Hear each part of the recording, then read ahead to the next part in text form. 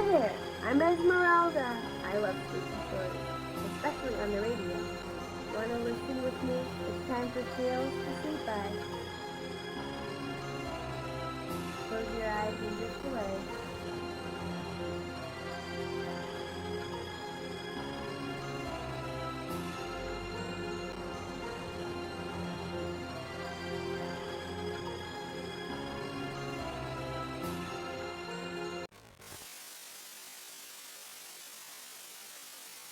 Good evening. You found your way to Tales to Sleep By, where the night never truly ends, and the stories never truly sleep.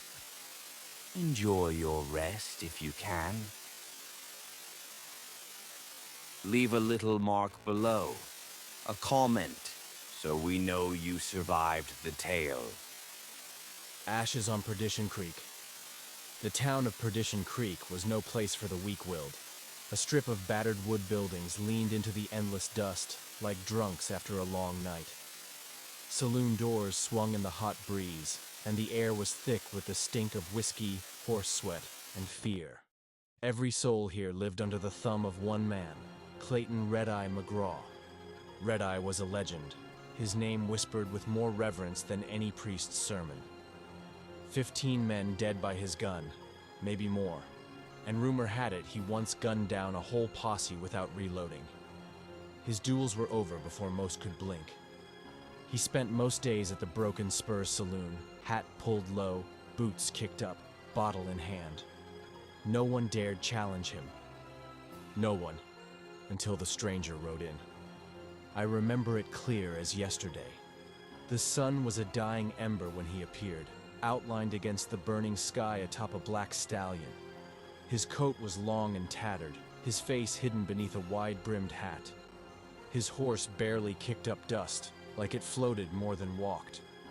Folks leaned out of windows, watching as he moved down Main Street, slow and sure, past the church, the jailhouse, the trading post, each battered structure trembling under something unseen. The stallion stopped outside the Broken Spur. The stranger dismounted, boots landing silent as death. Inside, talk died quicker than a bullet to the heart. Red-Eye didn't even look up, just took a slow pull from his bottle.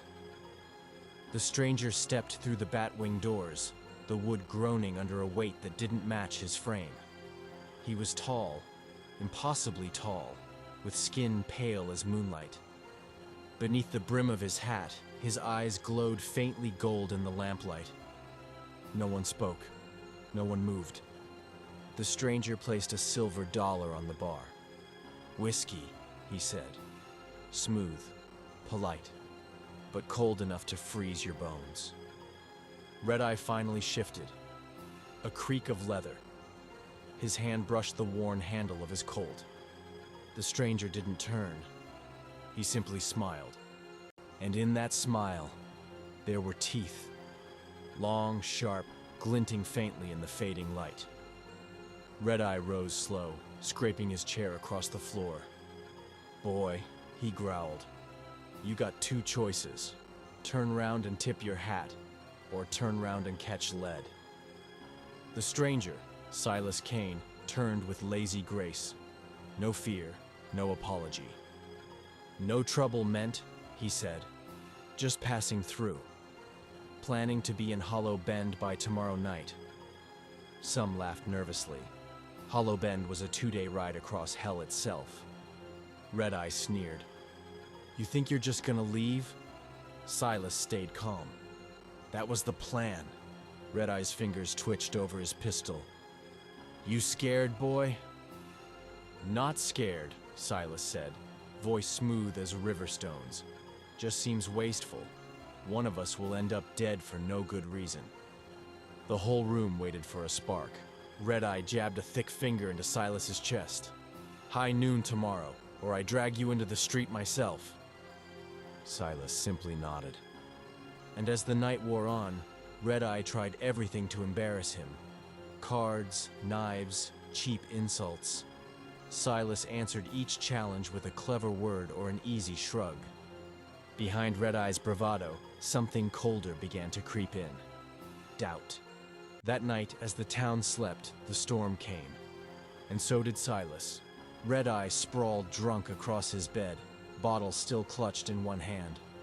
He didn't hear the door open, didn't feel the cold creep in. Silas stood over him, silent as smoke. "You know," he murmured, "every town's got one.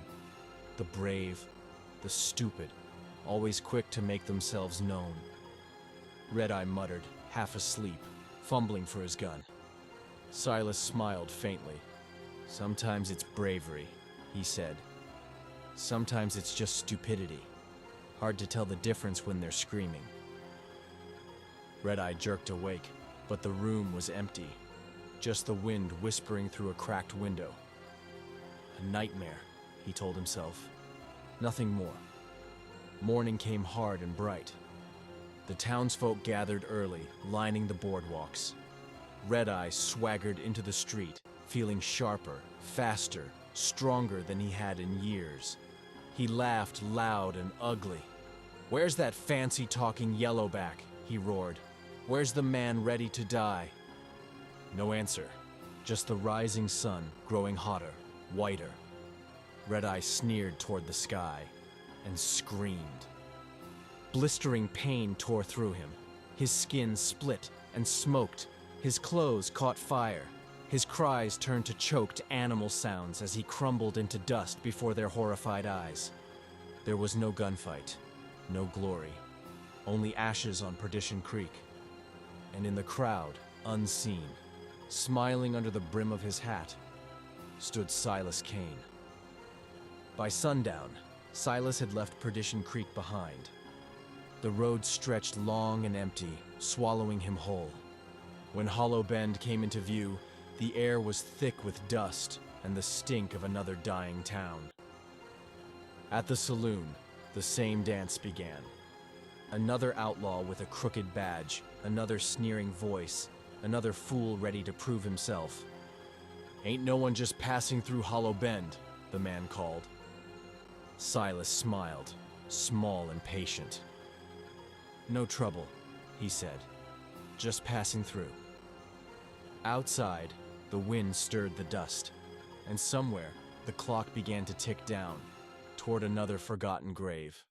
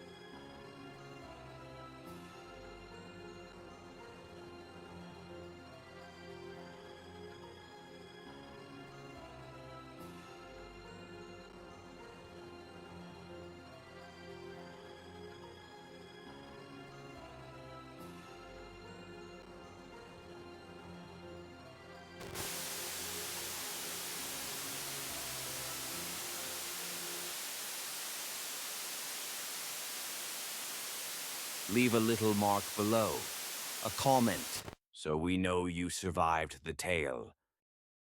If you're still awake, I commend you, but don't get too proud. Tales to Sleep by Radio isn't finished with you yet. A little music, a little fear, and perhaps a little sleep. First, a quick story read by yours truly. If you ever find yourself out past Devil's Spine Ridge, you might stumble on what's left of a place called Last Chance. There ain't much standing now, just the skeletons of buildings leaning into the wind, the dirt road swallowed by sagebrush. But one place still clings to life, stubborn as a bad memory, the old saloon. It was the heart of Last Chance once, back when silver dreams kept men drunk on more than just whiskey. The old saloon saw it all. Deals made, lives ended, fortunes lost. It's where the town lived and bled, and where it learned how easy it is to forget a man. Eli Granger was one of those men, a drifter, a drunk. Never much trouble, not really.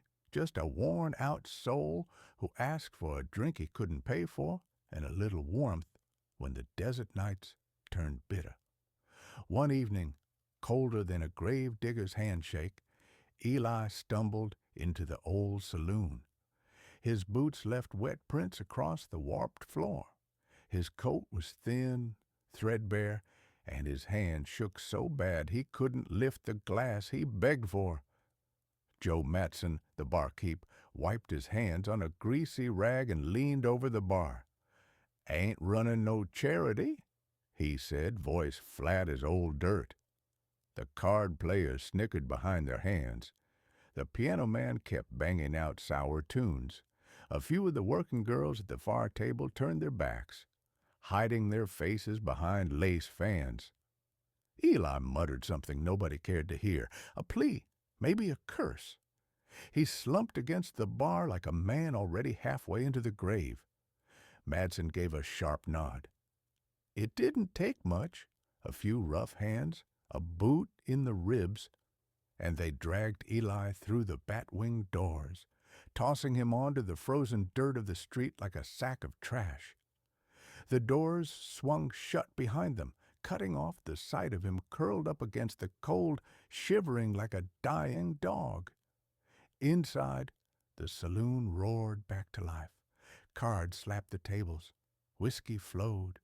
Laughter rose, loud, forced, as if the cold had never touched them at all. No one went out after him. The night turned black and mean. The wind picked up, howling down the empty street. A hard frost set in, coating the ground in brittle silver. When the sun finally dragged itself over the hills, Eli Granger was a frozen shape in the dirt, stiff and hollow-eyed, his mouth open in a last breath no one heard. They buried him outside town. No preacher, no words, just a shallow pit and a handful of rocks. They figured that was the end of it. But Last Chance was about to learn. Some men don't stay buried, especially when you leave 'em to die cold and alone. At first, nobody paid it much mind. The old saloon was old. Things creaked, things shifted. Folks figured it was the cold working on the timbers, the wind worming its way through every cracked board. But little things started happening. The piano would let out a single, sour note, sharp and sudden, when no one sat at the keys. Empty glasses slid off tables, shattering against the floor, though no one was near enough to touch them. The mirror behind the bar cracked, a thin spiderweb line right down the middle of Eli's reflection the first night it happened. Joe Madsen muttered about bad luck, hammered a few extra boards over the broken windows, and poured himself stronger drinks. But it didn't stop. Some nights, long after the lamps were turned down low and the last poker game limped to a close, you could hear it, a thudding sound, against the saloon doors. Soft at first, like fists too cold to knock properly. Some of the boys said it was just the wind. Others joked it was the old drunk, back from wherever they'd planted him. No one laughed for long, because sometimes, if you were real quiet, if you let the fire die down and sat real still, you could hear the breathing, wheezing, ragged, like a man freezing to death just outside the door. Joe barred the doors at night after that. Big iron crossbeam laid heavy across them. Didn't matter. Next morning, the doors would be swinging loose on their hinges, tapping in the breeze. One night, not 2 weeks after they put Eli in the ground, Widow Harmon was cleaning up when she saw it, plain as day.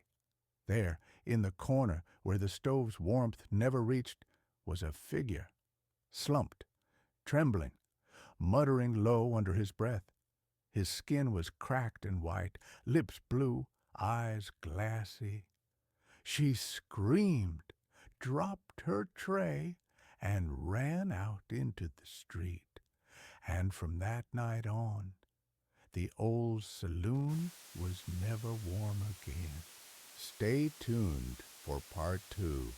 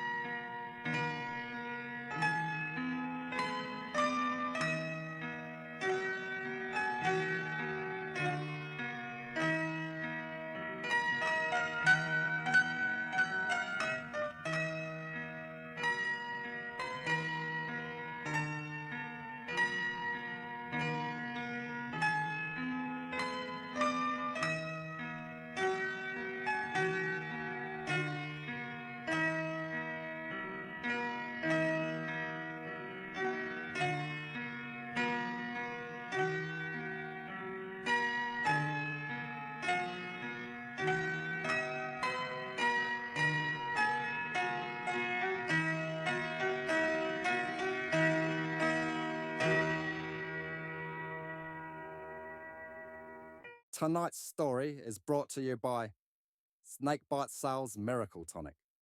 Guaranteed to cure what ails you, from fever to heartbreak to hauntings.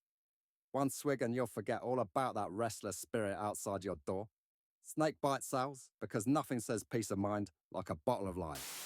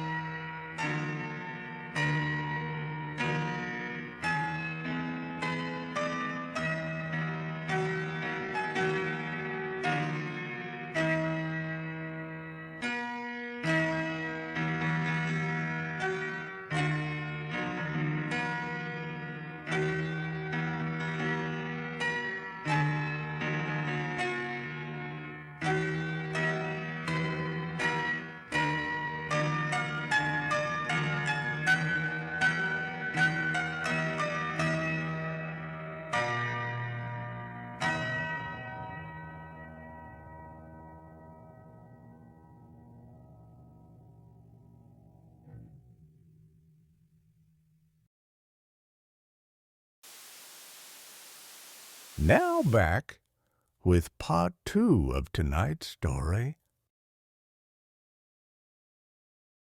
The fear crept deeper. The old saloon bled regulars like a gut-shot mule. Poker games dried up.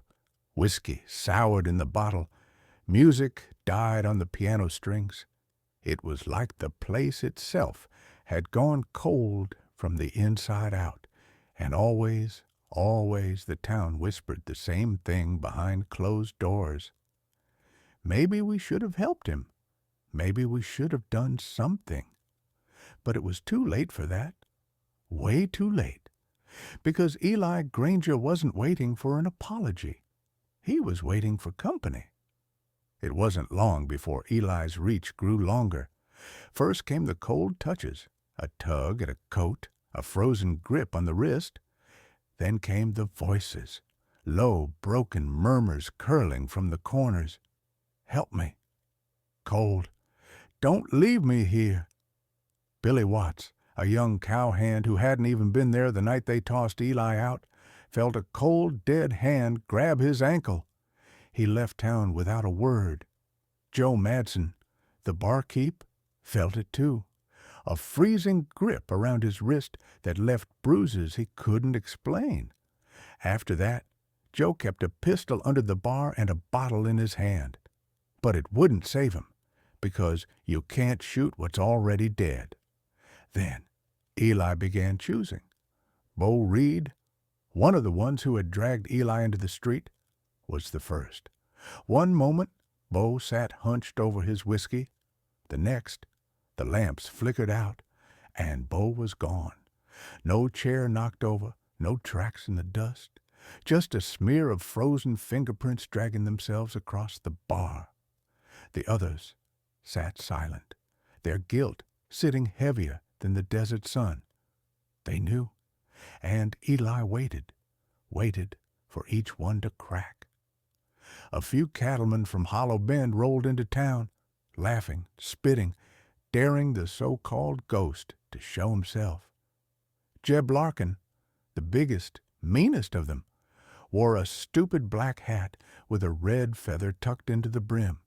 They kicked open the saloon doors, mocked the dead, poured whiskey onto the floor, and toasted Eli Granger's name like it was a joke.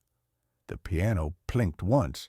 The fire in the hearth sputtered and died, and sometime in the night the old saloon swallowed them whole.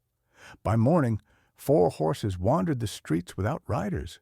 Sheriff Calder found Jeb's black hat lying outside the saloon, wet, cold, and very, very empty. After that, they gave up. The townsfolk boarded the old saloon shut, hammered crosses into the door frames, abandoned the whole end of Last Chance to the dust. They stayed away. But some things don't stay buried. One night, the old saloon caught fire, an angry snapping blaze that tore through the boarded doors and raced across the abandoned buildings like a devil loosed from its pen. By morning, half of Last Chance was nothing but blackened ruins, no one rebuilt. The town faded, crumbled into dust and silence, all except one. If you ride past Devil's Spine Ridge on a bitter night, you might still see him. A single frozen figure huddled against the charred bones of the old saloon, muttering, shivering, waiting, Eli Granger. Still cold, still forgotten, still unforgiven.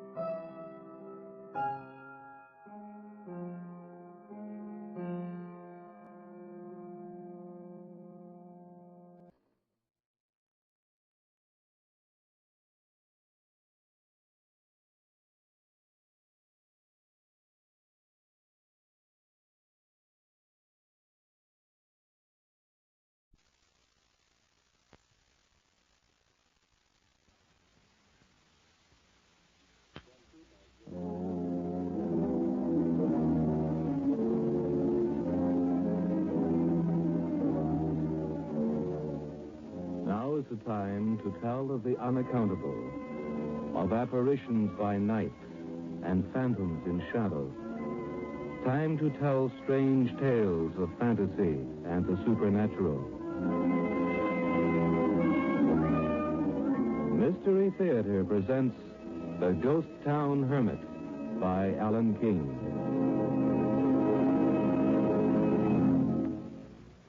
I went up to Colville that summer to get material for some feature articles on British Columbia ghost towns. You've heard of those dead mining towns in the northern part of the province. I found a story there, but I never wrote it. I have a certain reputation on a Vancouver paper I work on, and I wanted to keep it. I'd been ill the winter before, and Frank Strait, my editor, was being very nice about it. You could do with a series of articles for the magazine section on ghost towns. Why don't you and Lois take a month up there? 6 weeks, if you like. You need a holiday, and I need a series of features. I'd like to, Frank, but I'm all right. You know, a couple of weeks would be all right. Nonsense, Ken. You look like the back end of a hard winter. You're going to take a long holiday and write me some stories. And build yourself up. Gives me the willies just looking at you. Okay, Frank. I'll go. Lois will be tickled, I know. Is there anything special you have in mind? Oh, no. Get into some of the lesser-known towns. Barkerville's been done to death. Try some of the others. Colville, for instance. Murder there once. One of two brothers. Other one stayed on. Hermit. Don't know whether he's still there. Where is the place? Up near Burridge, I think.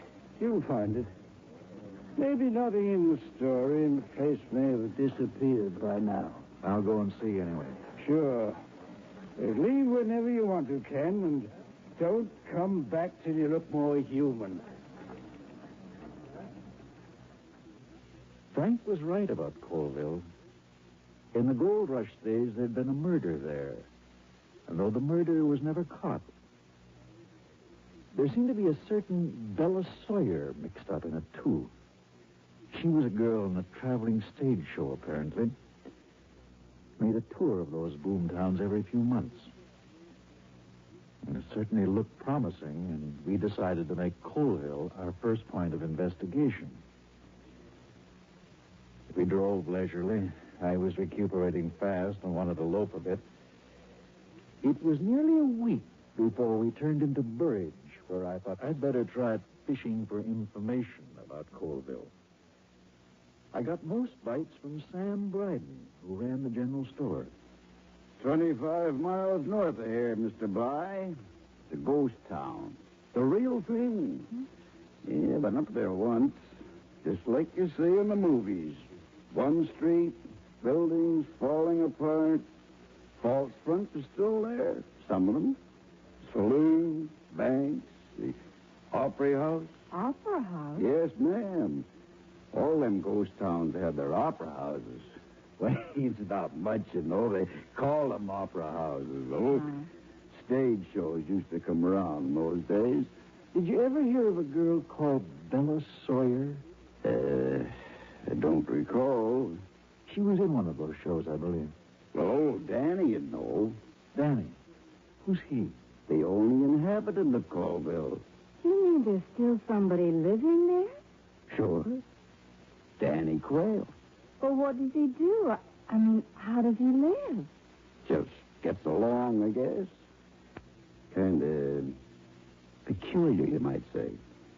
Comes down here about once in 2 months, buys some supplies. How does he pay for them? Gold. Hands enough to buy what he needs. Been there ever since the gold rush days. Wonder where he stayed on. Well, never asked him. His brother was murdered there, you know. Marty Quayle. About 50 years ago it was. I've heard the story 2 or 3 different ways. Some say it was... Think now. Did you say Bella Sawyer? Yes. That was the name. I remember them telling me when I first came here. That's wasn't in here only about 15 years. They said this Marty Quayle was kind of stuck on this girl, Sally, Bella Sawyer. And he was murdered. Didn't they catch the murderer? Ever? Nope. Some figured it was one fellow, some figured it was another. A lot of people got themselves killed in them days. Folks wasn't too particular. Well, now I think of it, some of them thought maybe Danny Quayle killed his brother. Killed his brother? Yeah? Why, he wouldn't have stayed on, surely, if he did. You wouldn't think so. What does Danny talk about when he comes down for supplies? Oh, usually don't talk about nothing at all. Once in a while, he goes on about making a strike, stuff like that. I don't pay no attention. All them old sourdoughs talk like that. Yes, I know. Yeah. There's one thing I've never been able to figure out, though. What's that? Candles. Always buys candles. But he wants to have a light, I suppose. Well, what's so strange about that? No. Got an oil lamp in his cabin. I know that. Because he buys oil. But there's a lot of candles. By the dozen, in fact. Well, now, that is strange, in fact. Yeah. I got kind of curious one day, and I asked him. What did he say? He said, and I remember his very words, he said, "You wouldn't want her to sing in the dark, would you?" Her? What did he mean? Now, search me, ma'am. He wouldn't say no more. I never asked him again. I picked up one or two more scraps of information, but it was hard. Nobody was left alive in Burridge who remembered those days over 50 years ago when the gold fever was at its height. There were some who had heard stories, though. I learned a little about the Quayle brothers. They were totally unlike. Marty, the murdered one, dark, good-looking, had a way with women, they said. Danny, plodding, slow-talking, hard-working. I guess Danny did most of the work on the brothers' claim. And there were hints of a flashing romance between Marty and Bella Sawyer. And then Marty was strangled, and Bella never came back to Colville. Strangled. That puzzled me. In those violent days, men killed with a knife or a gun. Strangling wasn't in the picture. Well, there was nothing more that I could get in Burridge, and so we bought some supplies and headed north for Colville.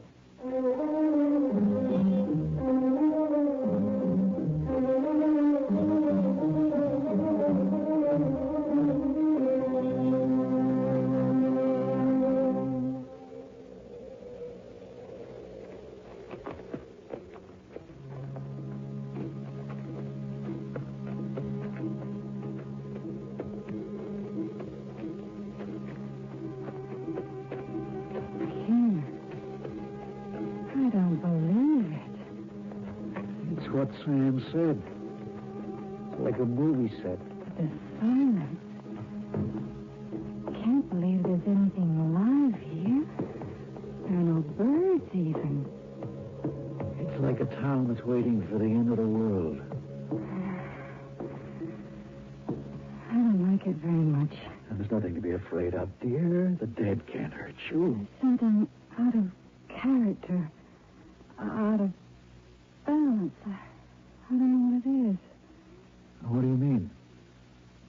Well, it's hot, sunny, lovely summer day, and yet something cold and dead about all this. It's hot, certainly. You want to walk along and have a look at things? All right.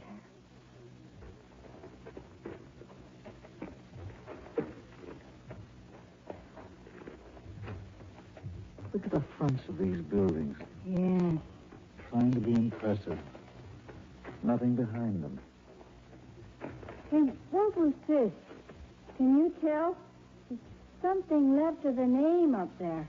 Look. O-O-A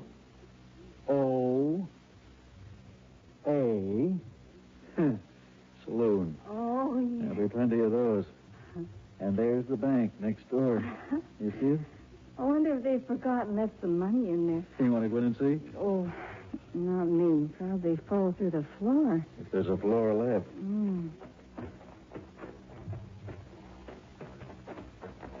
Oh, Ken, look. What? Over there, the opera house. By George, so it is. Where Bella Sawyer used to come and sing. Did you notice something about it? Notice what? Well, it looks taken care of. Oh, no. It's pretty dilapidated to me. I know, but the letters and the name are much clearer than any others in the street. Yeah. Yeah, that's right. Almost as if someone had... Come on. Let's go over and have a look. All right.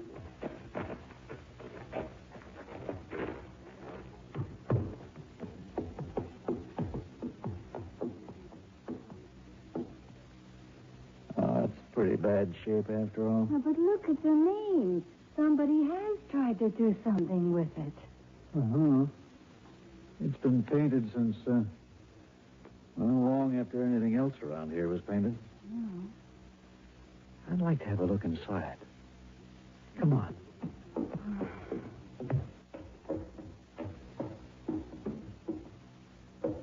Mm-hmm.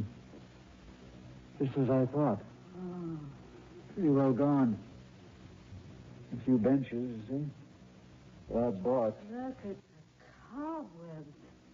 Look at how thick they are. What's that? What? Over there.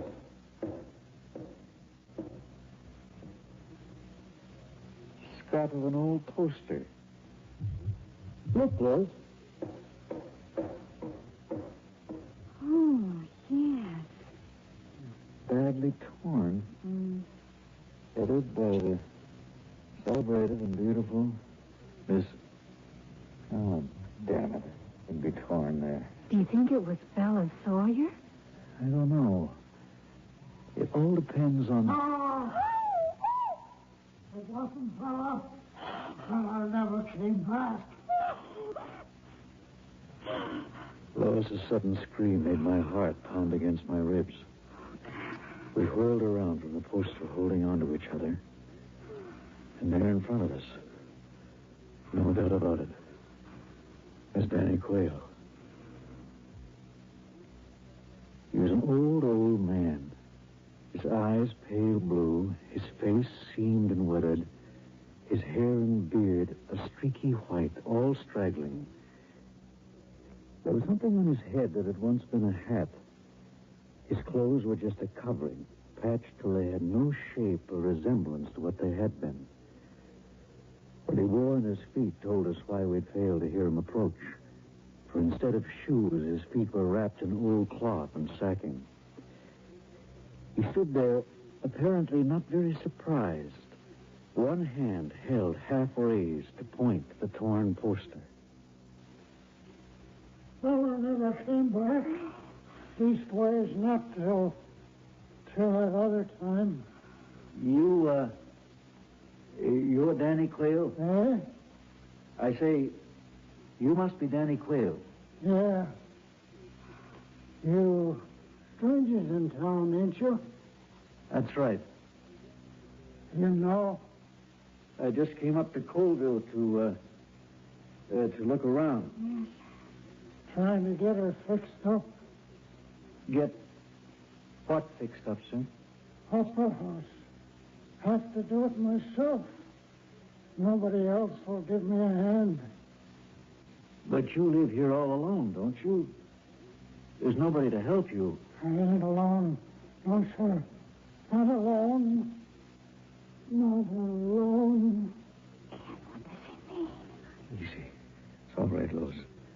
He's a little, you know. Danny. Yeah? Danny, we'd like to talk to you. We want you to tell us something about Colville. The old days, you know. Eh? Could we, go up to your cabin? Who are you? What are you looking for? It's all right, Danny. We just want you to tell us some stories about the old days when you were prospecting here. You stay away from my cabin. Well, all right, we won't go there then. I'll tell you what. You come along to our car. We got something to eat there. Maybe you'd like a drink. How about it? He came, finally. He ate greedily and drank a little. We tried to draw him out, but his mind wandered. Patiently, I tried to work the conversation round to Marty and Bella Sawyer. He was very wary. I could tell that years ago he'd been severely questioned about the murder. I told them they were satisfied. Marty's dead. Good and dead. Didn't do no good. She came back one night. I was there. She came back looking for Marty. Every year she came back looking for him. She never found him. Tell us about that other night. The night your brother was killed. Strangled. He was strangled. They found him outside the opera house. She's seen him lying there. She's seen him. She's seen him dead. It's all right, Lois. What happened before that, Danny? Huh? Did something happen in the opera house? He was sitting beside me. She was singing. He got up, started singing too. Singing with her. He was singing with her. No, he won't be singing with her tonight. He won't be there. He won't be there. Tonight? Oh, I gotta go. I gotta get things ready for her. For her? You mean she's... She don't want nobody else to do it, just me. Gotta light the candles. She can't see without the candles. Gotta get things ready. She can't see without candles. Can't see without candles. Oh, Ken. I'm scared. There's nothing to be scared of, darling. He's harmless. The way he talks, he believes Bella Sawyer's coming here tonight. Of course he does. He was in love with her. You can see that. He's just cracked, that's all. He believes that she comes back from time to time. What was all that about candles? I'm just beginning to get an idea. And tell you what, let's just take it easy for a while. And then when it gets dark, I think we're going to find out what the old boy's up to. Oh, I don't want to be here when it's dark. No. And there's not a thing to be afraid of. There's no one else but Danny here. And he can't hurt you. I know he can't, but... But what, darling? It feels as if there was somebody else here.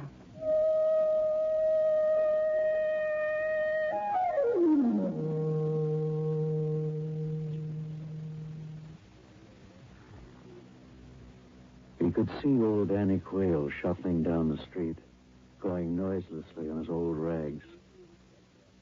There was nobody else in Colville but him and the two of us. Nobody else. Lois was a brave girl that night. Her will would have taken her back to Burridge, but still she came with me down the street towards the opera house. Neither of us spoke as we slipped tensely past the dead buildings with their distorted shadows. We were within 20 paces of the opera house when Lois froze in her tracks and seized my arm with both hands. Ken, look. There's a light. A light? Where? There, look. Can't you see it? Good Lord, so there is.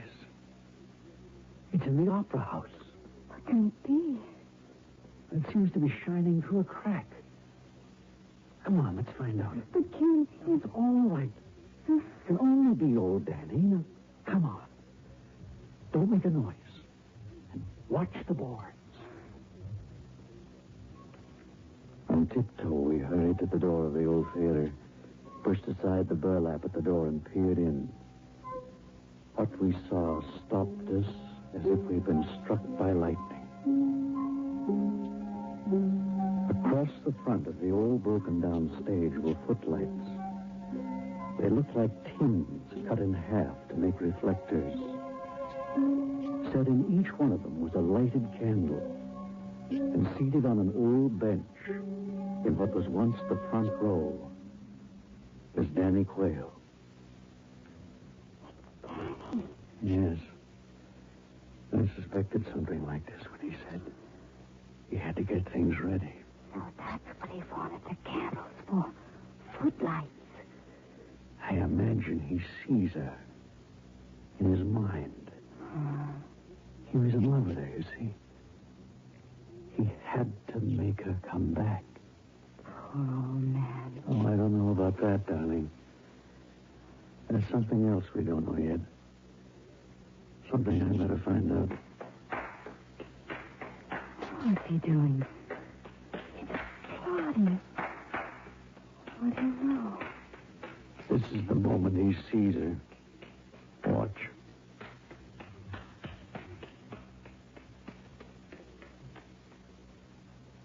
Bella. Bella. In the good old summertime, in the good old summertime. I got it then. I could see that night long ago. Bella Sawyer sweeping onto the stage, perhaps in a trailing summer frock, carrying a parasol. The miners clapping and shouting. Two brothers sitting down front. In the eyes of one, a look of mute appeal, a lost look. In the eyes of the other, a flashing, mocking recognition of the bold smile of the woman who sang. And then, without warning, leaping to his feet, vaulting over the footlights onto the stage, and arm in arm with Bella Sawyer, joining her in a chorus of the hit of the day. With a words exchanged, perhaps, under the cover of the shouts and applause, and then the young man, flushed and triumphant, shaking his locked hands at the audience in a token of success, jumping down again to the floor, falling back into his seat, telling his brother exultantly, "I'm going away with her tonight after the show," and the brother mute. Maureen. And then, Look, he's getting up. What's he gonna do? watch him. Look, he's trying to climb up onto the stage. Yeah. It's probably rotten. He's making it. He's going around the end of the footlights. You see? Why? What for? Keep it very still. And this may answer a lot of things. Yes. He's made it. I didn't think he would. He's walking towards the center. He's looking at something. Can you tell what it is? Lois, what's the matter? On the stage. There. Standing right in front of me. It's her, Ken.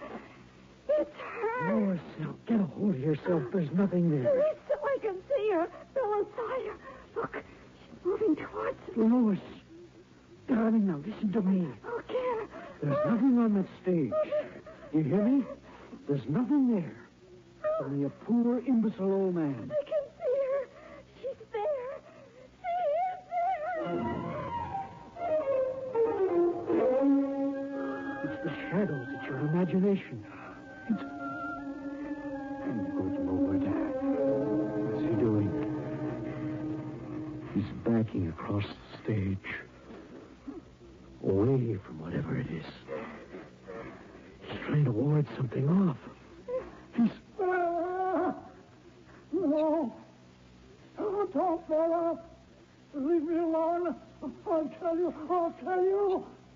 I killed him. I killed your Marty. I killed my own brother. He was going away with you last night. I loved you, Bella.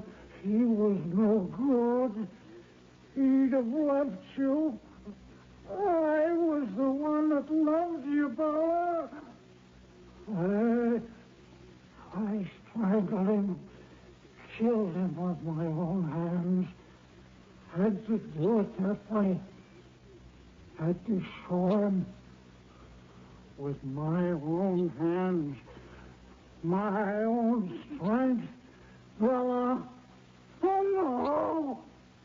No, get away from me, don't! What's he doing with his hands? He's got up to his throat. He's fighting something off. Lois, come on. Come on, we've got to help him. No!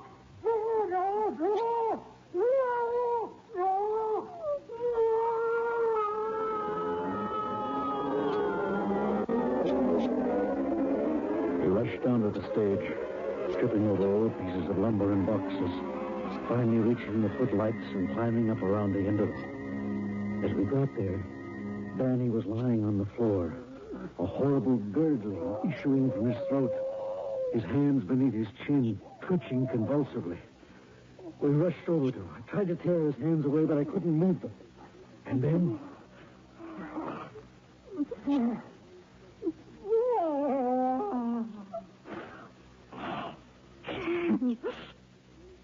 He's dead, Lois.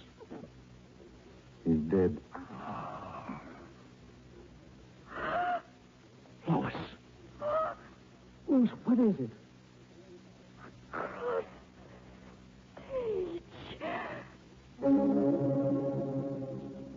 The stage was an inch thick with ancient dust. But from the wings on the far side to where Danny had died, there was a narrow path, as clean as though it had been swept, as clean as though a trailing summer frock had brushed along it. We had no thought for anything but escape. Somehow we scrambled down from the stage, leaving Danny Quayle where he was, and tore blindly for the exit. In our haste, we were a moment or two finding the doorway. But in that moment, and the air was sultry and still, in that moment, an eddy of deathly cold air brushed past us, lingering on our faces and our hands. And as we held our breath, the torn burlap in the entrance swung gently out and back, as if someone had gone out from that place.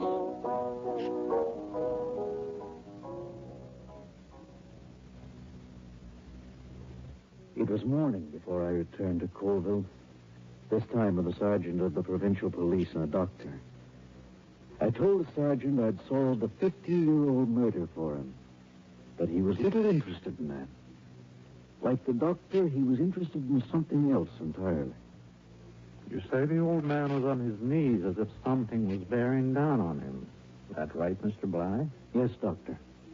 An delusion, of course. He wasn't right in his head. Everyone knew that. And, you say his hands were up around his throat? Yes. Very curious. Take a look at this throat, Mr. Bly. Look at the marks. That man's been strangled. That's what it sounded like last night. As if you were being strangled. Exactly. But in all my experience, sir, I've never before known a man to strangle himself. I had nothing to say. Let him think that. There were things I remembered. Things I would never forget. The cold eddy of air that brushed past us. The narrow path through the dust on the rotting stage. The shadowy figure of a woman in an old-fashioned summer frock that Lois saw crossing the stage. I wish I could convince her that it was a shadow thrown up by the guttering candles and the footlights embellished by her imagination. I wish I could convince myself.